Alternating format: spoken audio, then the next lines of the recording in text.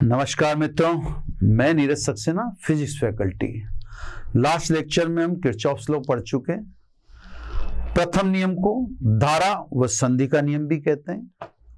द्वितीय नियम को लूप या वोल्टा का नियम भी कहते हैं। यह भी ध्यान रखना जरूरी है, प्रथम नियम आवेश संरक्षण के सिद्धांत पर आधारित है, जबकि द्वितीय नियम ऊर्जा संरक्षण के सिद्धांत पर आधारित है। द्वितीय नियम को समझाने के लिए मैंने कल एक न्यूमेरिकल ले लिया था, आज कुछ और न्यूमेरिकल अपन लेंगे। मैं प्रतिरोध के श्रेणी क्रम और समांतर क्रम पर फोकस नहीं रहूंगा, क्योंकि श्रेणी क्रम और समांतर क्रम के न्यूमेरिकल ठीक वैसे ही तुल्य परिपथ बनाकर करने हैं जैसे कि संधारित्र के न्यूमेरिकल में हमने तुल्य परिपथ बनाकर तुल्य धारिता की गणना की थी। हाँ, यह जरूर है कि आप किरचॉफ के नियम से प्रतिरोध भी ज्ञात कर सकते हैं। उसका मैं आपको सैंपल दे दूंगा, है ना, उसको मैं आपको समझा दूंगा कि हाँ, किरचॉफ के नियम से वो भी किया जाता है। तो चलो अब न्यूमेरिकल की शुरुआत करते हैं। सबसे पहले यही न्यूमेरिकल ले लेते हैं कि किरचॉफ के नियम से क्या तुल्य प्रतिरोध भी ज्ञात किया जा सकता है। तो मैं एक अच्छा सवाल आपके सामने लेता हूं। यह सवाल है सब, इसमें ये 5-5 ओम के प्रतिरोध हैं सभी जगह, जो भी दिखा रखे हैं ये सब 5-5 ओम है, ठीक है। सारे 5-5 ओम के प्रतिरोध, इस तरह का ये सर्किट है। सब पर 5 ओम, 5 ओम एंड 5 ओम ये मैं प्रेजेंट कर देता हूं, दर्शा देता हूं, है ना, क्लियर। ये आपको ए व बी इनके मध्य तुल्य प्रतिरोध की गणना करनी है। ये अपने पास एक सब मोटिव आया या टारगेट आया कि साहब आप इसका तुल्य प्रतिरोध या ए व बी के मध्य तुल्य प्रतिरोध की गणना करो। बच्चों, ये सवाल श्रेणी क्रम और समांतर क्रम से नहीं आएगा। इस सवाल को करने के दो ही मेथड हैं। एक डेल्टा स्टार विधि है जो आपके सिलेबस में नहीं है, और दूसरी किरचॉफ का नियम है। तो मैं इसको किरचॉफ के नियम से करके दिखाऊंगा, यानी आपको यह भी बता दूंगा किरचॉफ के नियम से प्रतिरोध की गणना की जा सकती है, और यह भी कि हम प्रतिरोध किरचॉफ के नियम से ज्ञात कर सकते हैं। क्लियर सब। इसमें आपको संधि दिख रही, मैंने आपसे पहले भी सर समझाया था, जहां पर अपन तुल्य धारिता की गणना कर रहे थे। मैं जहां 2 से अधिक शाखाएं जुड़ रही हैं उसे संधि कहते हैं। संधि को कोई बिंदु दे देना चाहिए ताकि अपना सर्किट कंफर्ट हो जाए, ठीक है। तो सर्किट को कंफर्ट करने के लिए मैंने इस संधि पर x बिंदु दे दिया, उस संधि पर y बिंदु दे दिया है ना। और मेरे को x और y से कोई लेना देना नहीं, मुझे a व b के मध्य तुल्य प्रतिरोध की गणना करनी है ना। अब सब बात को समझना, मैं इसका तुल्य परिपथ बना रहा हूं। तुल्य परिपथ किसी कारण से बना रहा हूं। तुल्य परिपथ में तो सोल्व तो ऐसे भी कर सकते हैं, कोई प्रॉब्लम नहीं है, लेकिन तुल्य परिपथ एक आपको जानी पहचानी चीज दिखाने के लिए बना रहा हूं, है ना। तो आप इसका तुल्य परिपथ देखिए और फिर कुछ आपको ध्यान आएगा कि ये चीज आपकी देखी हुई है ना। देखो साहब, ऐसे चले या आप ऐसे चलते हैं, ऐसे एक्स की तरफ जाते हैं। 5-5 ओम के 2 प्रतिरोध आपको श्रेणी क्रम में दिख रहे होंगे, मतलब 10 ओम हो गए। तो साहब ऐसे चलते हैं, एक्स की तरफ जाते हैं, ये 5-5 ओम के 2 प्रतिरोध यानी 10 ओम, है ना। ये दोनों कवर हो चुके हैं और अपन कहां पहुंच गए, बिंदु एक्स पर पहुंच गए, ठीक है साहब। इधर की तरफ आओ, दूसरी तरफ शाखा में चले, ये 5 ओम का एक प्रतिरोध जो आपको ले जाता है वाई बिंदु तक। ये 5 ओम का एक प्रतिरोध जो आपको ले जाता है वाई बिंदु तक, यानी ये 3 प्रतिरोध कवर हो चुके हैं। एक्स और वाई के बीच में 5 ओम का प्रतिरोध है, इधर भी देख लो आप, एक्स और वाई के बीच में ये 5 ओम का प्रतिरोध है। क्लियर, यहां तक क्लियर, जहां जहां मैंने राइट लगा रखा है। अब आप देखें तो वाई और बी इसके बीच में 5-5 ओम के 2 प्रतिरोध यानी श्रेणी क्रम में तो 10 ओम हो गए। तो वाई और बी ये बी ले लेता हूं साहब यहां पर बिंदु, इसके बीच में 5 और 5 10 ओम श्रेणी क्रम में, तो ये दोनों प्रतिरोध कवर हो गए। इसको मैंने 10 ओम लिख दिया, श्रेणी क्रम में जुड़े। इसी प्रकार एक्स और बी के बीच में 5 ओम, ये एक्स बिंदु है और ये बी है, ये एक्स और बी के बीच में 5 ओम है ना। ये मैंने सभी प्रतिरोध कवर कर लिए और आपके सामने उसका तुल्य परिपथ दिखा दिया है। तो आप तुल्य परिपथ देख के समझ गए होंगे कि ये व्हीटस्टोन ब्रिज है, इसको व्हीटस्टोन ब्रिज कहते हैं, जो हमारा अगला टॉपिक भी है ना, नेक्स्ट लेक्चर इसी पे होगा, है ना। व्हीटस्टोन ब्रिज में इस प्रतिरोध को नाम बोलते हैं P, इसको बोलते हैं Q, इसको बोलते हैं R, इसको बोलते हैं S। व्हीटस्टोन के अकॉर्डिंग अगर अनुपात P/Q बराबर R/S होता तो मध्य की शाखा में यानी X तथा Y के मध्य धारा का प्रवाह संभव नहीं है। ऐसी परिस्थिति में आप X व Y के मध्य 5 ओम को हटा दें, वो प्रभावहीन माना जाएगा। इसको कहते हैं व्हीटस्टोन संतुलन की अवस्था। लेकिन हम देखें तो P की जगह 10 है, Q की जगह 5 है, इधर देखें R की जगह 5 है और S की जगह 10 है। तो 10/5 5/10 के बराबर नहीं हो सकते। तो सब अगर P/Q बराबर R/S होता तो व्हीटस्टोन सेतु संतुलित अवस्था में होता, और संतुलित अवस्था में X तथा Y दोनों सिरों पर विभव का मान समान हो जाएगा, यानी इनके मध्य धारा का प्रवाह नहीं होगा। और ऐसी परिस्थिति में इस 5 ओम को हटा देते, फिर ये सवाल सिंपल ही कर लेते। लेकिन P/Q is not equal to R/S, इसको कहते हैं असंतुलित व्हीटस्टोन सेतु। और व्हीटस्टोन सेतु अगर असंतुलित है तो फिर उस सवाल को आप समझ लीजिए कि वो सवाल कठिन हो गया। तो ये सवाल कठिन हो गया, जिसको करने के 2 ही तरीके हो सकते हैं। एक तो डेल्टा स्टार विधि जो आपके सिलेबस में नहीं है, और एक आपके पास किरचॉफ का नियम, जिससे मैं आपको दिखाने भी जा रहा हूं कि किरचॉफ के नियम से हम धारा और वोल्टता ही नहीं बल्कि प्रतिरोध की भी गणना आराम से कर सकते हैं। तो आप समझ होंगे इसको, इसका तुल्य बनाने का रीजन ये था। तुल्य बनाने से श्रेणी क्रम समांतर क्रम से ये सवाल हो ही नहीं रहा, समझ गए आप, क्योंकि ये असंतुलित व्हीटस्टोन ब्रिज है, जो सवाल फिर सामान्य श्रेणी में नहीं आता, ये सवाल कठिन या जटिल श्रेणी में आ जाता है। अब सब बात सुनो, किरचॉफ से करना है सवाल। तो जब भी आप किन्हीं 2 बिंदुओं के मध्य तुल्य प्रतिरोध की गणना करें तो उन 2 बिंदुओं के मध्य बिना सोचे समझे, बिना किसी से पूछे आप सेल जोड़ दें, बिना किसी से पूछे, कोई फालतू किसी से पटलाएं करने की जरूरत नहीं है। आपको ए व बी के मध्य तुल्य प्रतिरोध ज्ञात करना है तो ए व बी के मध्य आपने सेल जोड़ देना है, बिना समझे, है ना, बिना किसी से सलाह लिए ए व बी के मध्य आपको सेल जोड़ देना है। तो ये देखो ए व बी के मध्य मैं सेल जोड़ देता हूं। सेल का विद्युत वाहक बल आप जो भी चाहे ले लें, है ना। अभी देखो बीच में मिटाऊंगा, सारा मिट जाएगा, जबकि मेरे को मिटाना बीच का ही था, चलो, है ना। तो सब सेल का विद्युत वाहक बल आपके जचे जो लें, 500 वोल्ट लें, 5 वोल्ट लें, 100 वोल्ट लें, मेरे को उससे कोई लेना नहीं, मैं तो ई ले रहा हूं, समझ में आ गई बात। लेकिन आपको फ्रीडम है, आप कुछ भी लें, कोई फर्क नहीं पड़ता, ठीक है। तो सब जब भी जिन बिंदुओं के मध्य आपसे तुल्य प्रतिरोध की गणना के लिए कहें, उन बिंदुओं के मध्य आप सेल जोड़ दें। विद्युत वाहक बल आपने डिसाइड करना है और धारा भी आपने डिसाइड करनी है। ये सब धारा आई मैंने ले ली, ये मैंने डिसाइड कर लिया। आप 5i लो, 2 एम्पियर लो, 4 एम्पियर लो, मुझे उससे कोई लेना देना नहीं है। आप धारा कुछ भी लेने के लिए यहां पर स्वतंत्र है, क्लियर होगी बात सब, है ना। तो सब धारा आपने अपने हिसाब से लेनी है, सेल अपने हिसाब से लगाना है। अब प्रथम नियम से इस धारा की पहले सक्सेसफुली सप्लाई करो, ध्यान से।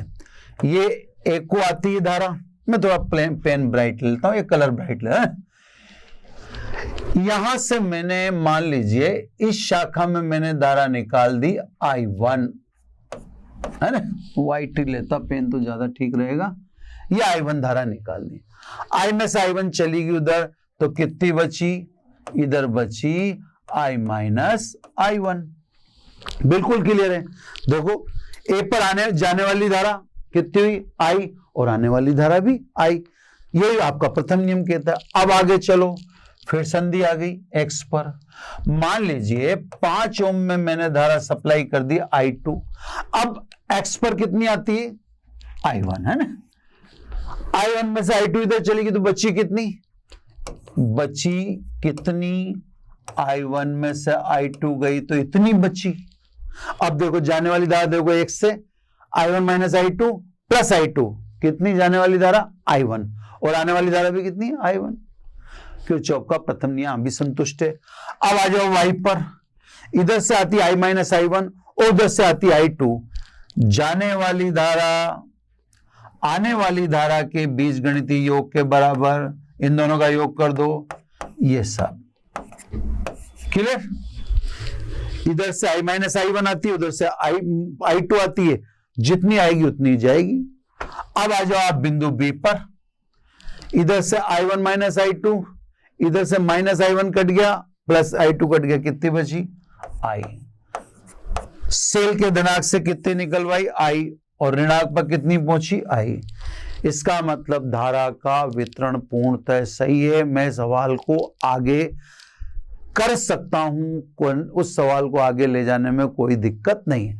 जब भी अगर आपको धनाक से निकलने वाली धारा ऋणांक पर वापस प्राप्त न हो तो आप समझ जाएं सवाल में गड़बड़ है। फिर उस सवाल को हल करने से पहले धारा के डिस्ट्रीब्यूशन को रीचेक करें। समझ, मेरे को रीचेक करने की जरूरत नहीं पड़ रही है क्योंकि मैंने धनाक से I निकलवाई और ऋणांक पर वापस I ही पहुंच गई है ना, तो मुझे चेक करने की आवश्यकता नहीं पड़े।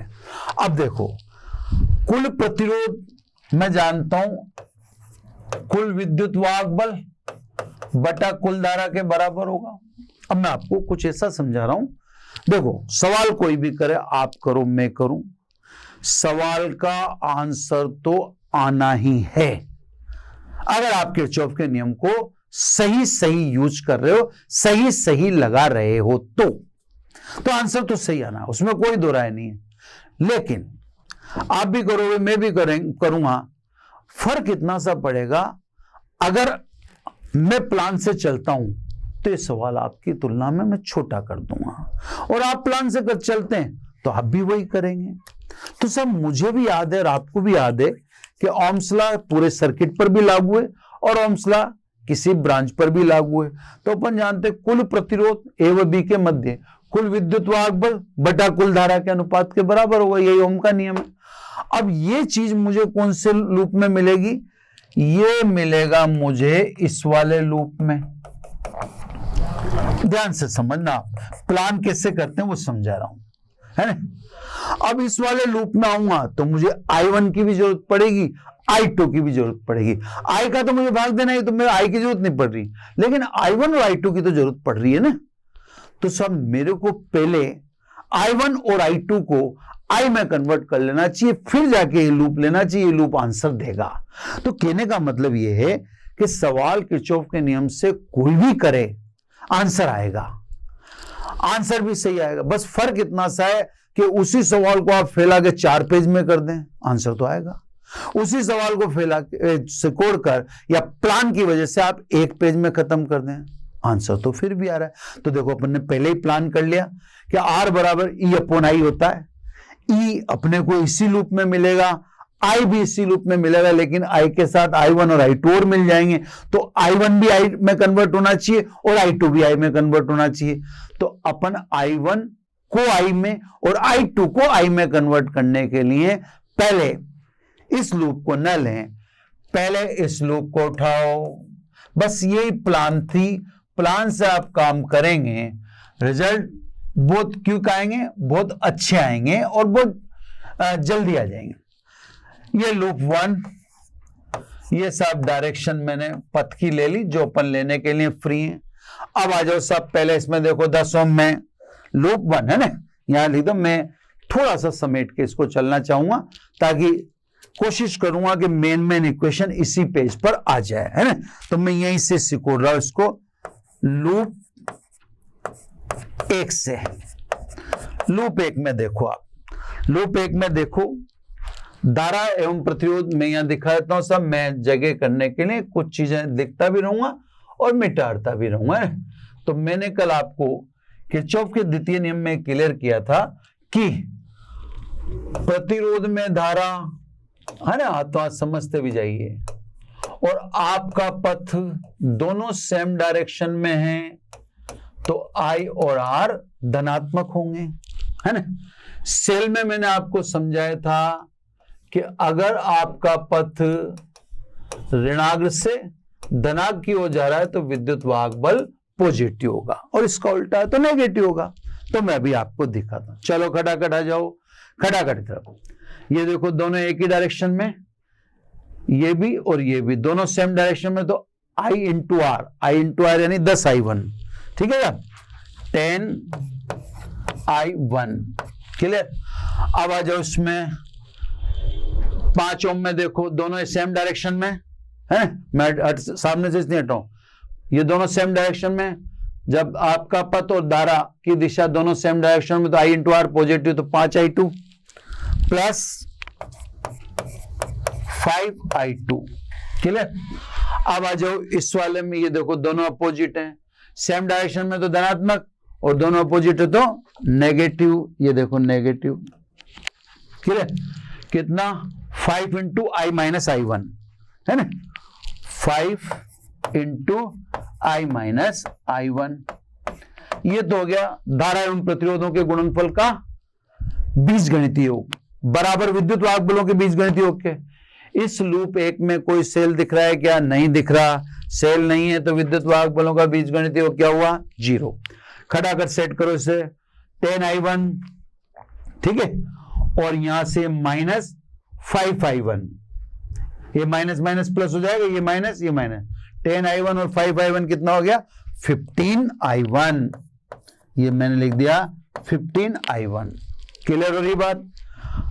प्लस 5I2 प्लस 5I2 है ना, कोशिश यहीं पे लाने की कर रहा हूं, इज इक्वल टू, अब I1 I2 किस में चाहिए मुझे? I में। नेक्स्ट देखो आप, माइनस 5I को बराबर के उधर ले जाऊं तो कितना हो गया?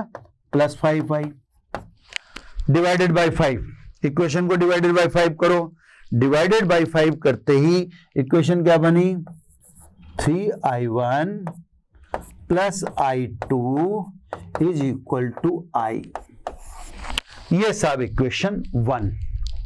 I1 I2 मुझे I में कन्वर्ट करने, ये पहले से ही मेरे दिमाग में क्लियर है, मैं प्लान से चलाऊं, क्योंकि मेरा आंसर लूप 3 से आएगा और लूप 3 लेने से पहले मुझे I1 I2 का I के रूप में रूपांतरण पता होना चाहिए। अब आ जाओ सब, अभी आपको अब दूसरे लूप की व्यवस्था करनी पड़ेगी।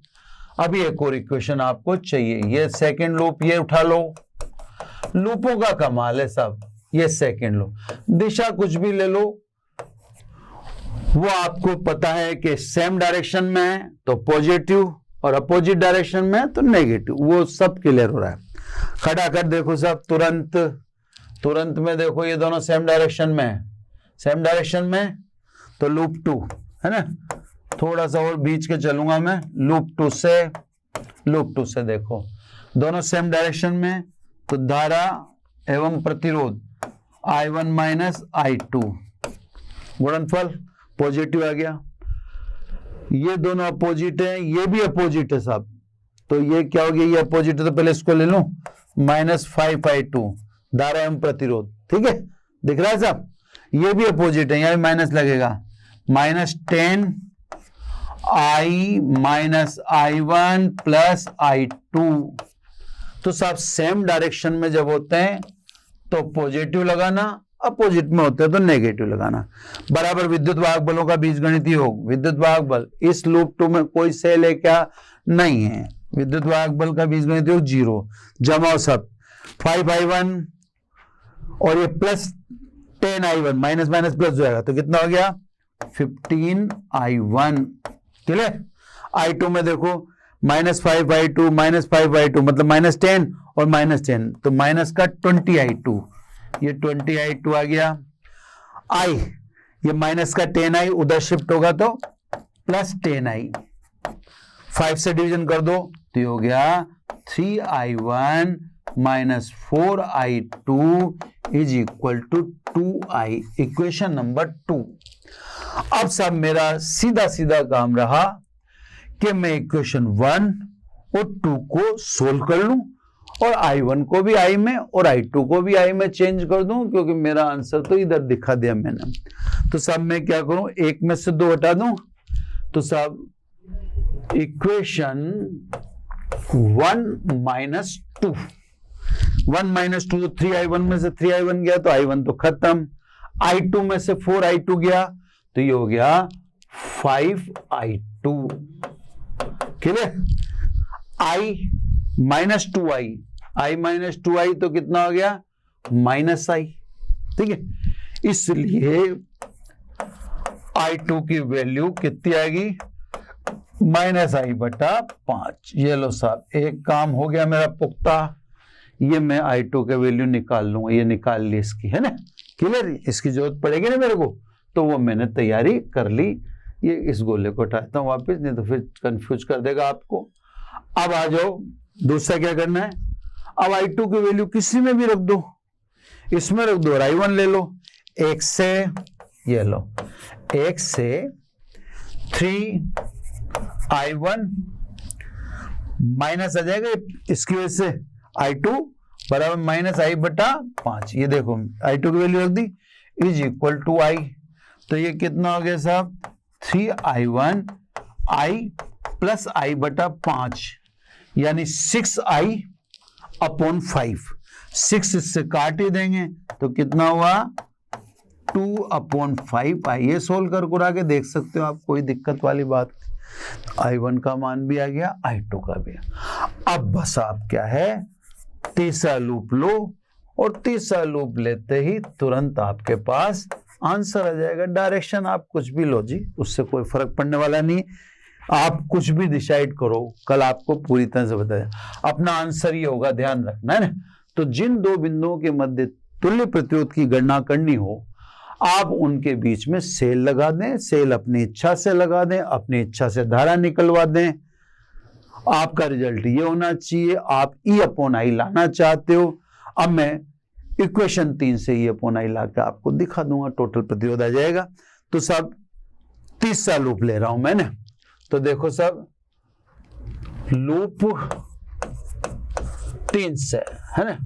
अब लूप 3 में पहले एक बार मैं दिखा दूं, फिर खटाखट लिखने का काम है मेरा। देखो ये दोनों सेम डायरेक्शन में है तो पॉजिटिव, ये दोनों भी सेम डायरेक्शन में, जहां डायरेक्शन सेम है वहां पॉजिटिव, तो 5I-I1, है ना। अब मेरे को एक बार इधर आना पड़ेगा थोड़ा सा, 5 × I-I1 धारा एवं प्रतिरोध के गुणनफल का बीजगणित। वो दूसरे में भी सेम डायरेक्शन में तो प्लस ही आएगा, है ना। चलो सब खटाखट एक बार, 10 प्लस ही आएगा, दोनों सेम डायरेक्शन में, I-I1 प्लस I2, है ना। 10I-I1 प्लस I2, ठीक है सर। और देख लें और कोई प्रतिरोध है क्या इसमें। अब बस ये दो ही थे, एक ये था एक ये था, और तो कहीं नहीं। सेल में देखो ऋणात्मक से धनात्मक जा रहे हो, जब सेल में ऋणात्मक से धनात्मक चलेंगे तो विद्युत वाहक बल पॉजिटिव, तो सब अब उधर जाने की जरूरत नहीं पड़ेगी अपने को। अब आ जाओ विद्युत वाहक बलों का बीजगणित योग। तो विद्युत वाहक बलों का बीजगणित योग पॉजिटिव आ रहा है, एक ही सेल लग रहा है, उसमें भी आप ऋणात्मक से किधर जा रहे हो, धनात्मक की तरफ। अरेंज करो सब, 5I और 10I, तो कितना हो गया, 15I। I1 में देखो -5I1 और -10I1, तो -5I1 और 10I1 तो -15। I2 देखो, I2 कितना है, +10I2, +10I2 is equal to E, है ना। ये दिखाई दे रहा है अपने को जो भी है सामने। अब I1 और I2 की वैल्यू अपन रख दें उधर से। I1 और I2 की वैल्यू अपन ने कितनी निकाली, तो उधर से अपन I1 और I2 की वैल्यू ले लेते हैं ना। I2 की वैल्यू तो -I/5 और I1 की वैल्यू 2/5, है ना। तो सब इधर ले लें, ये देखो 15 × I1 की वैल्यू कितनी थी, मैं भूल गया थोड़ा सा। I1 की वैल्यू थी 2/5 है ना। I1 की वैल्यू 2/5I। I2 की वैल्यू कितनी, -I/5 is equal to E। बस फाइनल आंसर आने वाला है E/I आने वाला है कुल मिला के, है ना। तो ये देखो साहब, ये 2 और ये 3, तो सब एक बार ऐसे लिख देता हूं, 15i माइनस 3 दूनी 6i एंड माइनस ये भी माइनस हो गया, minus 2i is equal to e, है ना। यानी 15 में से 8 गया तो 7i is equal to e, यानी e upon i is equal to 7, यानी finally r is equal to 7 ohm, क्योंकि कुल विद्युत वाहक बल बटा कुल धारा इज इक्वल टू कुल बल। तो बच्चों सब चीजें आप किरचॉफ से निकाल सकते हो, है ना। प्लान होना चाहिए, प्लान, ये सबसे बड़ा सवाल होता किरचॉफ के नियम का। ये सवाल बहुत लंबा जाता अगर अपन प्लान से नहीं चलते, लेकिन अपन शुरू से ही प्लान होके चले। तो मैंने आपसे यही कहा कि किरचॉफ के नियम से सवाल तो हल होगा, लेकिन बस थोड़ा सा ये प्लान का फर्क है। अब जैसे अपन प्लान से चले तो ये सवाल वास्तव में छोटे में आ गया, इसको अगर आप करेंगे छोटा नहीं होगा, पर अपने पहले प्लान बना लेने कि क्या क्या करना है, तो उसने छोटा हो गया। चलो अब कल आगे आगे करते हैं सब सवाल, है ना। अन्य सवाल देखते हैं। अन्य सवाल में अब पहले छोटे छोटे सवाल ले लें, प्रतिरोध का दिखा दिया आपको। चलो अब छोटे छोटे सवाल भी लेना चालू करते हैं, सभी ले लेते हैं जो भी अपन जितना जल्दी इसमें ले सके। ये सब 2 वोल्ट का सेल, आंतरिक प्रतिरोध इसने दे दिया 0.1 ओम। ये फिर सब 2 वोल्ट का सेल और आंतरिक प्रतिरोध दे दिया 0.3 ओम। और ये इसने यहाँ पे भी एक प्रतिरोध लगा दिया 0.2 ओम का, ठीक है ना। इसने अपन से पूछ लिया सेल ए के टर्मिनल और सेल बी के टर्मिनलों के मध्य विभवांतर बताओ। छोटे छोटे सवाल है, सब मैं क्यों के लिए करा रहा हूं, क्योंकि मैं सवाल के लिए अधिक एपिसोड नहीं लेना चाहता। मैंने आपको कह दिया, आप मोशन लर्निंग ऐप डाउनलोड कर रहा हूं, वहां पर हम आपको सवालों का अंबार दे देंगे। लेकिन ये लाइव क्लासेस हैं या ये लेक्चर हैं, इनमें बहुत बड़ा प्रोजेक्शन लेना मुश्किल हो जाता है ना। तो सब अब आप देखें, यहाँ ये कहता है कि सब ए और सेल बी के टर्मिनलों पर विभवांतर बताओ। तो सब सीधी सीधी सी बात है, आप किरचॉफ का लूप ले लो, पहले धारा तो ज्ञात कर लें। तो ये धारा ज्ञात कर लें, ये धारा मैंने साहब इसमें मान ली आई, ठीक है साहब, ये धारा आई मान ली। पहले आई का पता करते हैं, आप समझ गए होंगे, लूप ले लिया मैंने, है ना। लूप में प्रतिरोध और धारा की दिशा एक ही है। तो अब देखो प्रतिरोध कितना कितना है, 0.1 इंटू आई, है ना। इधर देखो 0.3 इंटू आई, है ना। एक डायरेक्शन में सब, ये देखो सेम डायरेक्शन में चल रहा है ना, इससे मैं बिल्कुल गौर नहीं कर रहा, ये देखो सेम डायरेक्शन में, सेम डायरेक्शन में इसने सब में पहुंचे। तो आंतरिक प्रतिरोध इंटू धारा, आंतरिक प्रतिरोध इंटू धारा, इसमें देख लो आंतरिक प्रतिरोध इंटू धारा, क्लियर।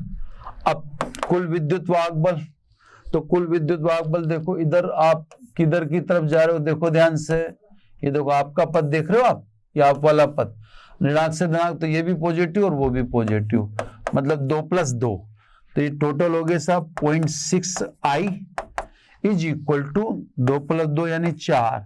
तो धारा कितनी हुई साहब, 4/0.6 एम्पियर, यानी 40/6 एम्पियर। और 40/6 एम्पियर का मतलब कितना हुआ, 20/3 एम्पियर। ये तो धारा पता कर ली अपन ने। अब ए के सिरों पर विभवांतर बताना है और बी के सिरों पर विभवांतर बताना है, दोनों सेल धारा दे रहे हैं। तो सब पहले ए के लिए आओ, ए की बात करें, V बराबर E माइनस IR, बिल्कुल सिंपल। E बोलो कितना है, 2 वोल्ट, धारा कितनी है 20/3, आंतरिक प्रतिरोध कितना है 0.1, ठीक है ना 0.1, तो ये 2/3 रह गया, तो ये हुआ आंसर आपका 4/3 वोल्ट, क्लियर साहब। तो सब ये ए पर विभवांतर आ गया, ए पर। अब बी की बात करो, बी की बात करें, बी सेल भी धारा दे रहा है, सेल अगर धारा दे रहा है तो इसी इक्वेशन का पालन होगा, V बराबर E माइनस IR। सब सिखा चुके हैं, नहीं पता तो देखो, खत्म है ना। अब देखो E कितना है 2 माइनस I कितना, I तो वही है 20/3 इंटू R, उसका आंतरिक प्रतिरोध कितना है 0.3 तो 3 से 3 खत्म, 2 - 2 कितना आ गया 0। तो सब ये तो कैलकुलेट करके देखना। तो A पर विभवांतर 4/3 है, जबकि B के सिरों पर विभवांतर कितना है 0। छोटा सा सर्किट था, सवाल है, छोटे छोटे सवाल है, छोटे छोटे सवालों को क्रम लेते जाएंगे, समझ में आ जाना चाहिए साहब। ये आपके उसी स्टैंडर्ड में सवाल है जो आपके एग्जाम में यानी नीट वगैरह में काम आते हैं, उसी स्टैंडर्ड के सवाल में किसी प्रकार की कोई दिक्कत नहीं। पहले आपने धारा देख ली, एक लूप ले ली, एक ही लूप था, खटाखट धारा निकल गई, है ना। चलो सब और आगे चलें। आगे चलने में वही छोटे छोटे क्वेश्चन की श्रृंखला लेता जा रहा हूं मैं, है ना। ये देखो, ये भी एक सवाल है, इसमें अमीटर लगा रखा है और ये 1 वोल्ट का विद्युत वाहक बल है। अब ये सवाल देने का थोड़ा सा स्टाइल अलग है, ये सवाल ऐसे स्टाइल में दे रखा है ना। इसके देने का तरीका ये है, क्लियर, ये सवाल दे दिया, ठीक है, और ये लिख दिया 2 ओम 2 ओम 2 ओम 2 ओम। इसने कहा साहब अमीटर का पाठ्यांक बताओ। अमीटर धारा का मापन करता है, तो कह रहा है उसका पाठ्यांक बताओ, क्या उसकी रीडिंग होगी। सीधी सीधी बात है, धारा का मान पूछ रहा, आप धारा बताओ, है ना। तो सब इसमें थोड़ा सा आपको ये ध्यान रखना है कि ये जो दिख रहा है वो है नहीं। देखो, धारा पूछ रहा है तो वह शाखा तो आपको अपने अंडर में रखनी पड़ेगी, है ना, जिसमें सेल जुड़ रहा हो। ये शाखा तो आप आइसोलेट करो। कौन सी वाली शाखा, AB, क्लियर। अब बाकी को देखो, ये 2 ओम, ये 2 ओम और ये 2 ओम को देखो, उस 2 को मत देखो, वो तो सेल की शाखा में है। और धारा तो तभी होगी जब क्लोज सर्किट बनेगा, तो क्लोज सर्किट बनेगा तो उस शाखा को AB को तो आइसोलेट ही रखना पड़ेगा। इसका मतलब आपको जो 2-2 ओम के 4 प्रतिरोध समांतर क्रम में दिख रहे थे वो 4 नहीं है, 2-2 ओम के 3 प्रतिरोध समांतर क्रम में। तो इनका तुल्य इधर निकाल देता हूं ना, या यहां निकाल देता हूं, 1/R = 1/2 1/2 1/2, यानी इनके तुल्य में हो गया 2, तो 1 + 1 + 1 यानी 3/2, तो R बराबर 2/3 ओम। तो ये तीनों समांतर क्रम में है और इन तीनों का तुल्य मैंने निकाल ही दिया, कितना निकला 2/3 ओम, है ना। अब आप सिंपल ही निकाल दोगे, अब तो धारा बराबर ओम के नियम से निकाल दोगे, है ना। तो इसलिए धारा = कुल विद्युत वाहक बल बटा कुल प्रतिरोध। देखो सब, I कुल विद्युत वाहक बल तो 1 है, कुल प्रतिरोध कितना है, ये दोनों श्रेणी क्रम में, अब तो क्लियर दिख ही रहा है, ये दोनों कौन से क्रम में, श्रेणी क्रम में। तो 2 + 2/3 ये कुल प्रतिरोध हो गया, यानी ये हो गया सब 8/3, है ना साहब। इसलिए I = 3/8 एम्पियर। तो सब जो दिखता है वो होता नहीं, उसके होने के पीछे हमें अपने तरीके से देखना होता है, जैसा कि मैंने अभी आपको दर्शाया। चलो, छोटे छोटे क्वेश्चन चला रखे हैं मैंने, उन छोटे छोटे क्वेश्चन को उसी क्रम में देखते हैं ना। एक जैसे ये क्वेश्चन छोटा सा है, ये सब 400 ओम है ना। यहां पर ये 10 वोल्ट की सेल है। अब यहां पर जोड़ दिया एक अज्ञात X, यहां पर बोल दिया गैल्वेनोमीटर, और यहां पर जोड़ दिया 2 वोल्ट का सेल, ठीक है साहब। आपसे पूछा जा रहा है कि IG का मतलब गैल्वेनोमीटर में धारा 0 है, मतलब इसका मतलब इस शाखा में कोई धारा नहीं है ना। गैल्वेनोमीटर में धारा 0 है, तो प्रतिरोध X का मान बताइए। ये छोटा सा सब सवाल इसने अपन से किया कि साहब अगर गैल्वेनोमीटर में कोई धारा नहीं है यानी विक्षेप उसका 0 है, तो प्रतिरोध X का मान बताओ। अब ओम का नियम मैंने आपसे कहा ना कि ओम का नियम शाखा में भी लागू है और ओम का नियम शाखा के साथ साथ पूरे सर्किट पर भी लागू है। अब X बराबर V अपॉन I, तो पहले X के सिरों पर विभवांतर देखें अपन। ये A है, ये बिंदु B है। अब A और B के मध्य धारा नहीं है, क्योंकि ये तो इसने कहा है ना कि A व B के मध्य लगे गैल्वेनोमीटर में विक्षेप शून्य। अब इन दोनों के मध्य धारा नहीं है, तो इसका मतलब ये दोनों बिंदु समान विभव पर हैं। समान विभव पर है तो इसका तो विभव आपको दिख रहा है 2 वोल्ट। तो X पर विभवांतर कितना हुआ सब पता पड़ गया आपको।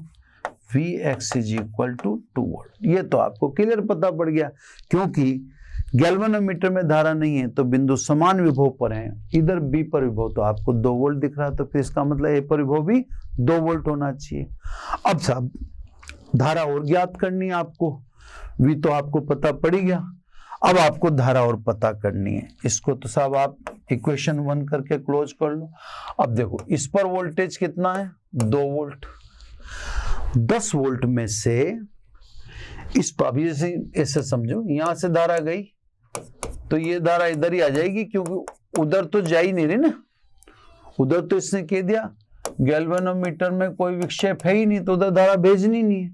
अब देखो धीरे सीधा बिल्कुल वो आपको लूप वाला लो भी लगाने की जरूरत पड़ नहीं रही है ना। देखो 10 वोल्ट में से 2 वोल्ट का पतन तो किस पर हो गया, X पर हो गया, तो कितने वोल्ट बचे 8 वोल्ट। 8 वोल्ट का पतन किस पे हो रहा है 400 ओम पर। तो सब 400 ओम पर वोल्ट था है, थोड़ा सा कितना हुआ 10 माइनस 2 तो इससे चला गया ना, तो 10 में से 2 इधर चला गया, तो इस पे 8 वोल्ट। इसलिए धारा बोलो I बराबर V अपॉन R है ना। तो सब V अपॉन R तो कितनी धारा है 1/50 एम्पियर। अब ये धारा 1/50 एम्पियर उधर तो जा नहीं रही, तो बताओ X ओम में धारा कितनी है 1/50, क्योंकि उधर धारा जा नहीं रही है, इसने पहले ही कह दिया कंडीशनर। तो X ओम में धारा का मान 1/50 और उस पर वोल्टता कितनी 2 वोल्ट, तो इसलिए बता दो। अतः X is equal to Vx upon I, यानी Vx की वैल्यू कितनी 2 और I कितनी 1/50, यानी X का मान कितना है, X का मान है 100 ओम। अब देखो टेक्निक है, टेक्निक तो बहुत सारी हैं, टेक्निक्स की कोई किसी प्रकार की कमी नहीं है, टेक्निक बहुत मिलेंगे आपको। ये भी सब एक सवाल है, सवाल का ये भी एक तरीका है शानदार, है ना। छोटा सवाल है, इस सवाल अब जैसे मेथड है, मेथड तो सब एक सवाल के 4-4, 5-5 मेथड है, उसकी तो देखो कोई गारंटी नहीं, अपन मेथड तो कितने ही सारे हैं, है ना। अब जिसके दिमाग में जब जैसा फितूर आ जाए वो सवाल को वैसे ही करे, कोई प्रॉब्लम नहीं है ना। एक सब इसी के साथ अटैच करना चाहूंगा, अब हालांकि पन्ना पलटना पड़ेगा मुझे बार बार, लेकिन कोशिश करते हैं, देखा इधर ही आ जाए बाय द वे। तो एक सवाल और अटैच कर रहा हूँ, उसमें छोटा ही है सवाल, है ना, अच्छा सवाल है ये। देखो सब एक सर्किट दिया है ना, ये सर्किट दिया, इस पे लिखा सोम है ना, इधर आगे लिखा 200 ओम, इनके मध्य यहाँ पे सेल जोड़ा 200 वोल्ट का, है ना, 200 वोल्ट का सेल जोड़ दिया सब, ठीक है। अब इसने क्या करा, यहाँ ए लिखा, यहाँ बी लिखा और यहाँ जोड़ दिया वोल्ट मीटर। वोल्ट मीटर का प्रतिरोध ये बता रहा है आर जी, लिख दूं, आर जी बता रहा है 1000 ओम, ठीक है। सर्किट आपको साफ दिख रहा होगा मेरे हिसाब से। अभी आपसे पूछ रहा है कि वोल्ट मीटर का पाठ्यांक बताओ, है ना साहब। तो इसका क्वेश्चन है वोल्ट मीटर का पाठ्यांक बताओ। और वोल्ट मीटर का पाठ्यांक बताने का मतलब ए व बी के मध्य विभवांतर बताओ, है ना। तो वोल्ट मीटर का पाठ्यांक बताओ का मतलब ए व बी के मध्य विभवांतर बताओ। ये तो बात आपके समझ में आ गई। अब देखो टोटल वोल्टेज तो 200 है, पहले टोटल रेजिस्टेंस निकालते हैं अपन। टोटल रेजिस्टेंस को अपन निकालें तो देखो ध्यान से समझना सर, ये दोनों कौन से क्रम में, समांतर क्रम में। इन दोनों का तुल्य अपन बोल देते हैं आर डैश, है ना। तो सब पहले आर डैश निकाल लें, 1/r डैश 1/1000 प्लस 1/100। ये दोनों समांतर क्रम में, वोल्ट मीटर का प्रतिरोध 1000 और ये 100। तो ये कितना हुआ साहब 1000। इधर ले लेता हूँ ना, उधर बैठेगा नहीं तो मैं नीचे ले लेता हूँ। कोशिश कर रहे हैं कि यहीं कहीं बैठ जाता, पर वाह अब नहीं बैठेगा तो कोई। ये सब अपन ने 1000 एलसीएम ले लिया, 1000 एलसीएम, यहाँ 1 और यहाँ 10 आ गया, है ना। 10 आ गया तो कुल मिला के हो गया 11/1000, यानी R dash is equal to 1000/11 ohm. इन दोनों का तुल्य निकल गया। अब इनसे ये 200 ओम कौन से क्रम में, भाई इस पूरे का तो इसका तुल्य आर डैश निकाल। अब 200 ओम इनसे श्रेणी क्रम में, ठीक है सर। 200 ओम श्रेणी क्रम में तो टोटल आर कितना हुआ, आर डैश प्लस 200, है ना, क्योंकि आर डैश और 200 श्रेणी क्रम में है। तो सब आर डैश की वैल्यू रखो। आर डैश की वैल्यू अपन ने रख दी 1000/11 प्लस 200। अब आर बराबर कितना आ गया साहब टोटल, ये 11 दूनी 2200 हो गया, 2200 और ये 1000, तो ये हो गया 3200/11, है ना। तो बड़ा ध्यान से देख लें, एलसीएम ले ले, 11 दूनी 22, 2200 यानी 2200 और 1000 हो जाए 3000, ये कुल प्रतिरोध हो गया। अब कुल वोल्टता आपको बता ही रखी है, कुल प्रतिरोध आपके पास आ ही गया। जब कुल प्रतिरोध और कुल वोल्टता आ गई तो कुल धारा निकल जाएगी, यानी अब मैं इसमें धारा निकाल रहा हूं आई, ठीक है ना। तो सब 3200/11, ये ध्यान रखना 200 वोल्ट है ना। तो सब इसलिए कुल धारा, तो कुल धारा कितनी हुई, I is equal to E/R। I E की वैल्यू तो 200 दे ही रखा है इसने, R 3200/11, तो 11 ऊपर चला गया, यानी 11 दूनी 22, है ना, अपॉन 3200, ये यही धारा। ये सब 2 जीरो से जो 2 जीरो कट गया, इसको आप 11/16 एम्पियर कह दो, है ना। एक बार और चेक कर लो कि सब इन दोनों का तुल्य 1000 ले लिया था अपन ने, ये 1 + 10 है ना, 10 से गया 11 ये हो गया 1000/11, 1000/11 में 200 श्रेणी क्रम में था, ये जोड़ दिया अपन ने तो 11 दूनी 22, 3200/11 और ये 200। तो ये मैंने 3200/11 तो प्रतिरोध लिखा होगा, 200 ये लिखा होगा, है ना। एक बार चेक कर लेता हूं मैं, तो V 200/3200/11, तो 3200/11 में 11 ऊपर चला गया, 11 दूनी 2200, ठीक है। ये धारा हुई। आता है A व B के मध्य विभवांतर, तो A व B के मध्य धारा इंटू A व B के मध्य प्रतिरोध। ये आपको विशेष रूप से समझना चाहिए कि साहब आप केवल धारा को इससे गुणा नहीं कर सकते और इससे गुणा नहीं कर सकते, क्योंकि अगर देखें तो यहाँ आई आएगी तो यहाँ से तो धारा डिवाइड होगी। हाँ, दोनों का तुल्य कितना है, 1000/11। इन दोनों के तुल्य में धारा आई है। भाई श्रेणी क्रम में तो कौन कौन है, आर डैश और 200 है ना, बस यहाँ ध्यान से समझना। श्रेणी क्रम में तो आर डैश और 200 है, और हम जानते हैं श्रेणी क्रम में धारा समान रहती, तो धारा तो आर डैश और 200 में समान है, 100 और 1000 में समान थोड़ी है, यहां से तो डिवाइड होगी ना। तो भाई मेरे को तो ए व बी के मध्य विभवांतर चाहिए, ए व बी के मध्य तुल्य प्रतिरोध कितना है, ये रहा,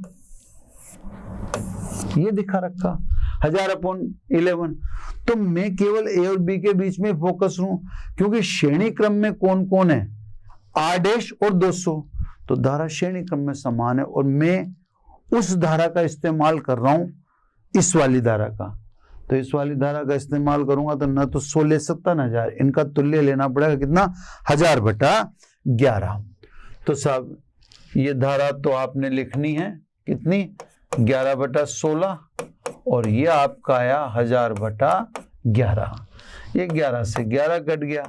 अब आप देख लो 16 छंग 96 है ना, 4 बचता 40, तो 16 दूनी 32, 8 बचता है, 16 पंजे 80 है ना। तो सब एक बार और दिखाया था, 16 छंग 96, 6 ले लिया, 96 4 40, तो 16 दूनी 32 ले लिया, 40 में 8, यानी 62.5 वोल्ट। फिर आप अपने तरीके से भी देख लेना। Calculation as fast as early करने के कारण थोड़ी बहुत गलत ज्यादा हो सकती है, वो आप एक बार चेक करके खुद भी अपने तरीके से देख लीजिए, है ना। तो जैसे जैसे मेरे को मिलता रहता है सवाल, वैसे वैसे मैं ले लेता हूं, है ना। तो सब ये अपन ने ले लिया सवाल, इसके अलावा अपने को सवाल ये 2 भी ले लिए, और देखिए जो भी मैं कोशिश है जल्दी से जल्दी कवर कर लें, है ना। एक सेल वाला सवाल ले लेते हैं, ये सवाल भी अच्छा सवाल है ना। चलो क्वेश्चन है, सर्किट दिखा रखा है इसने, ये सेल और ये आंतरिक प्रतिरोध। सेल तो दे रखा है इसने, इसका विद्युत वाहक बल 6 वोल्ट है ना, E1 E2 लिख दें, 2 सेल है, और इसका आंतरिक प्रतिरोध स्मॉल r1 ये इसने दिखा दिया आपके, सॉरी 1 मिनट, 2 ओम, ये 2 ओम दिखा दिया। ऐसे एक और सेल लिया, इसके विद्युत वाहक बल को E2 बता देते हैं, और ये बता दिया इसने 4 वोल्ट, और इसी के साथ भी ऐसे श्रेणी क्रम में इसने आंतरिक प्रतिरोध दिखा दिया R2 = 8 ओम। ऐसे सर्किट को क्लोज कर दिया, यहाँ बिंदु A लिख दिया और यहाँ बिंदु B लिख दिया।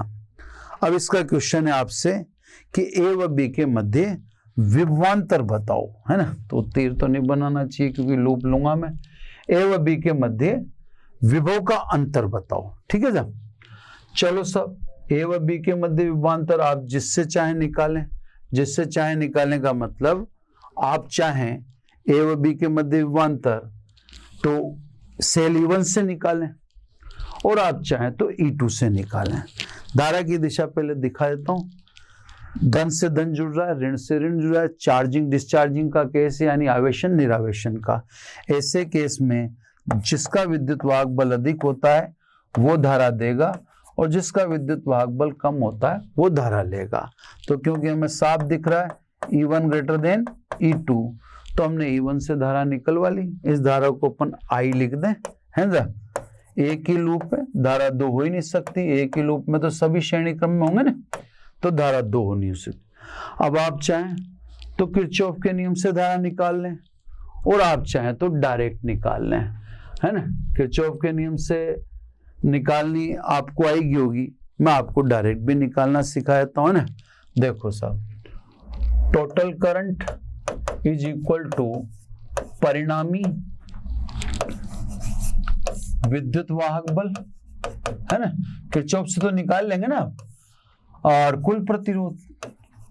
तो सभी आईडी अपने पास होने चाहिए, कोशिश यही है। देखो सब, परिणामी में आप देख लो, इसमें आप धनात्मक से ऋणात्मक जा रहे हो, सॉरी इसमें ऋणात्मक से धनात्मक जा रहे हो, और इसमें धनात्मक से ऋणात्मक जा रहे हो। देखो आप, इसमें धारा धनात्मक से ऋणात्मक जा रही है, और इसमें ऋणात्मक से धनात्मक जा रही है। प्यार से देखो, अगर धारा ऋणात्मक से धनात्मक जाती है या पथ ऋणात्मक से धनात्मक रहे तो विद्युत वाहक बल पॉजिटिव, चले। और यदि धारा की दिशा धनात्मक से ऋणात्मक हो तो विद्युत वाहक बल नेगेटिव। सारे प्रतिरोध श्रेणी क्रम में, तो कुल प्रतिरोध कितना हुआ, 2 ओम और 8 ओम, ये दोनों श्रेणी क्रम में डायरेक्ट है ना, R1 R2 दोनों श्रेणी क्रम में। तो कुल मिला के ये हुआ 2/10, यानी धारा का मान हुआ 0.2 एम्पियर। तो देखो किरचॉफ से आप निकाल सकते हो, उसमें कोई दो राय नहीं है। डायरेक्ट भी आपको पता है, चिन्ह परिपाटी, डायरेक्ट निकाल लो। अब आ जाइए साहब आगे इसमें बात करें आई, है ना, आई जी को, सॉरी आई तो निकाल लिया ना अपन ने, तो आई की तो बात करना ही बेकार है अपने लिए। अब अपने को, मैं आपको इसका आंसर दो तरीके से निकाल के दिखाना चाहता हूं, ये बताने के लिए कि आप किसका यूज कर। अगर आप ए व बी के मध्य विभवांतर E1 से निकाल रहे हैं, E1 से निकाल रहे हैं, तो E1 डिस्चार्ज हो रहा है, यानी धारा दे रहा है। तो आपको ये तो फ्रीडम है कि आप E1 से निकालें चाहे E2 से निकालें, पर फिर आपको फॉर्मूला लगाने में ध्यान रखना पड़ा।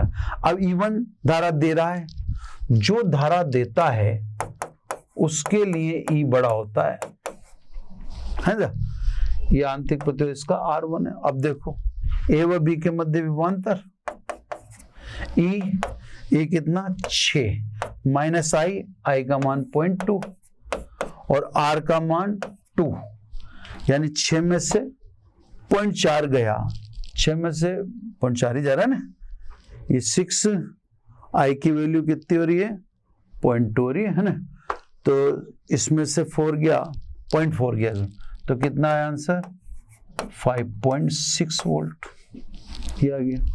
दोबारा देख लें 224.4, तो आप 6 में से 0.4 को घटाएं 5.6। अब अगर मान लो आप E2 की बात कर दें, ये चार्जिंग केस है E2 वाला केस चार्जिंग है, तो आप देखो इसमें फिर ए बी के मध्य विभवांतर, ये इक्वेशन चेंज हो जाती है साहब, इसमें लग जाती है E प्लस आई आर, ये E1 था और ये E2 था, ठीक है। तो इक्वेशन चेंज हो जाएगी, ये वाला सेल धारा ले रहा है, वो सेल धारा दे रहा है। अब देखो यानी 4 प्लस आई की वैल्यू कितनी 0.2 है ना, R2 यानी 8 इंटू 0.2 1.6 को 4 में जोड़िए, आंसर वही आएगा 5.6 वोल्ट है ना। तो आंसर दोनों से सेम ही आएगा, बस आपको देखना है कि आप चार्जिंग वाला लें या डिस्चार्जिंग वाला, आप कौन सा केस लेना चाहते हैं। आप E1 से भी निकाल सकते हैं और E2 से भी निकाल सकते हैं, निकालने के ऑप्शन दोनों से ही हैं, ठीक है सर।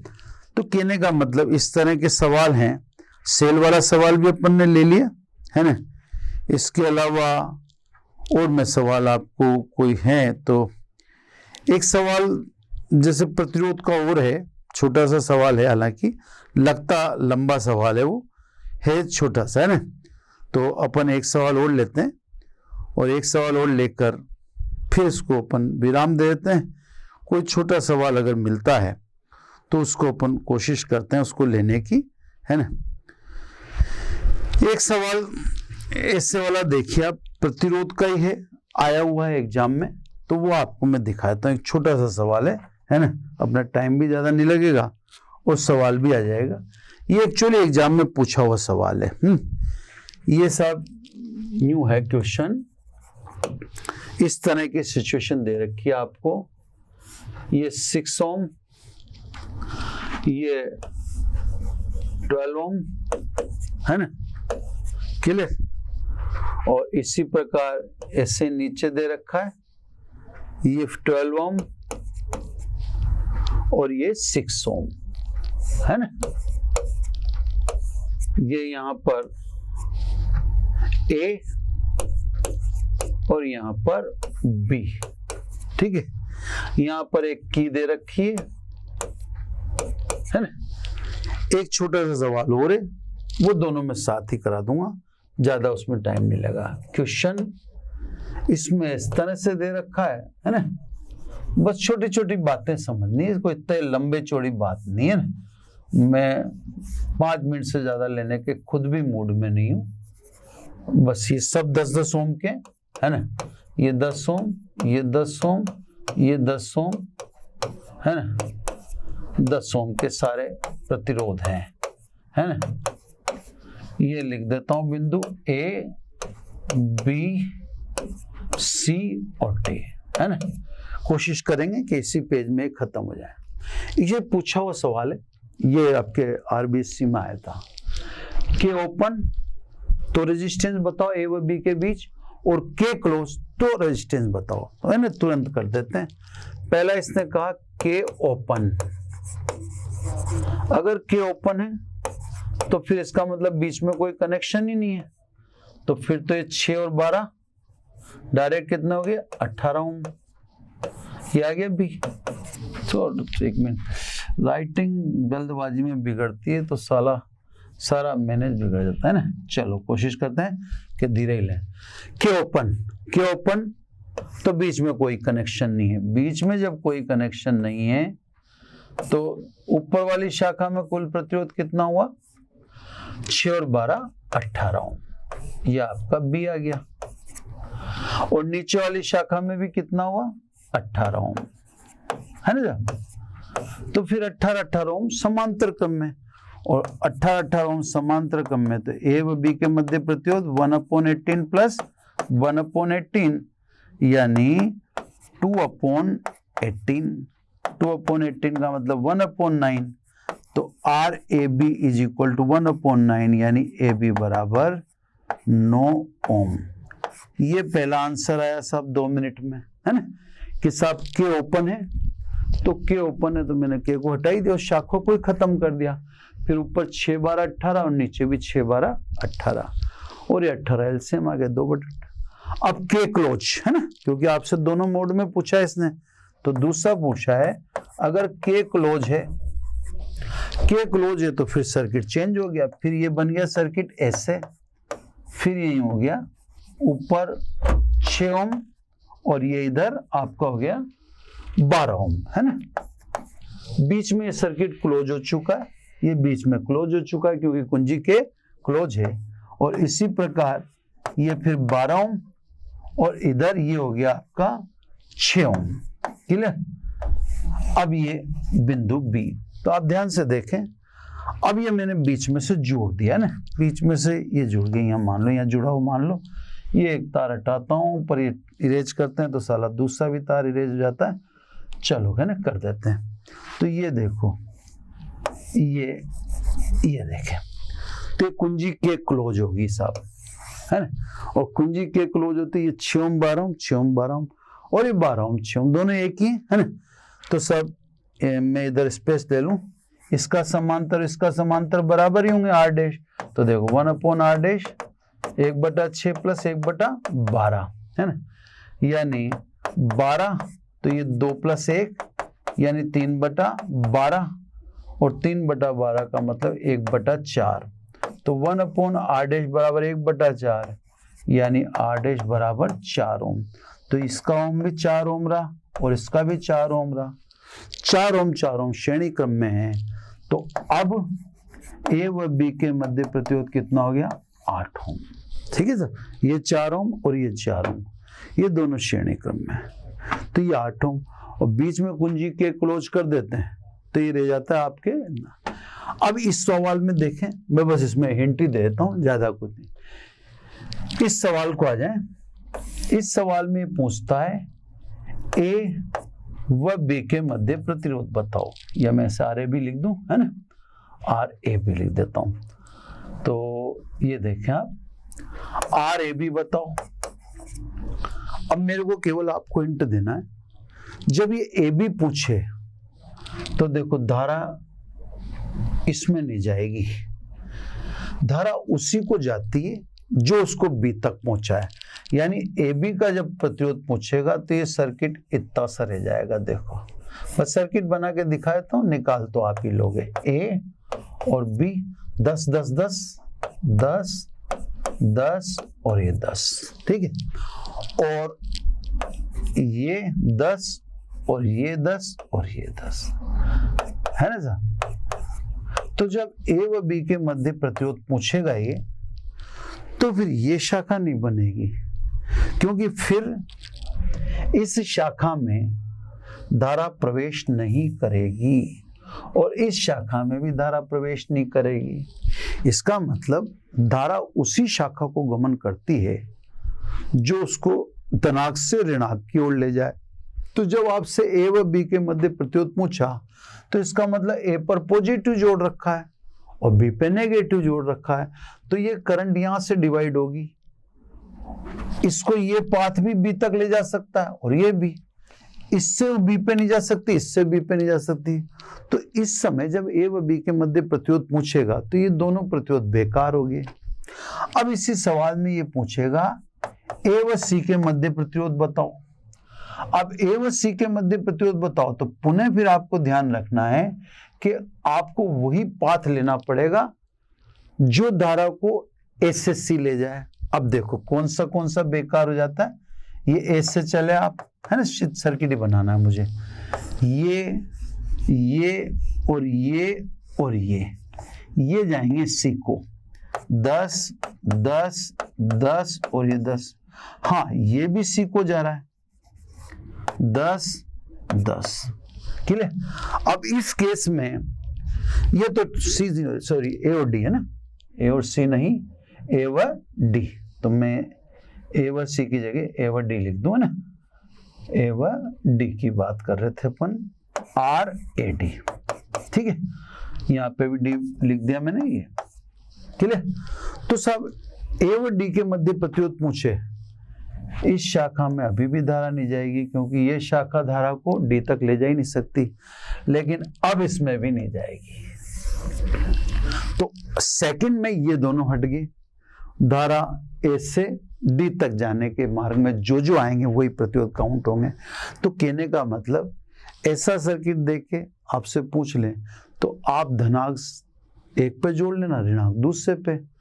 जिस पथ से धारा धन से ऋणाक तक पहुंच सकती है वो पथ यूज लेना, बाकी में धारा नहीं है वो तुल्य प्रतिरोध में यूज नहीं है। कोशिश कीजिए बच्चों कि एक लेक्चर में मैक्सिमम कराने की कोशिश करें। ये किरचॉफ के कुछ कमाल हैं, किरचॉफ के कमालों की कोई कमी नहीं है। आप कैसा ही कॉम्प्लिकेटेड सर्किट लें किरचॉफ से हल हो जाएगा। अप्रोक्सीमेट कॉम्प्लिकेटेड से कॉम्प्लिकेटेड सर्किट किरचॉफ से हल हो जाते हैं। हमने भी आपको कुछ सैंपल दिखाने की कोशिश की है। धारा कल ज्ञात कर ली थी, आज प्रतिरोध ज्ञात कर लिया, वोल्टता ज्ञात कर ली, सेल भी इसमें ले लिए 2 सवाल।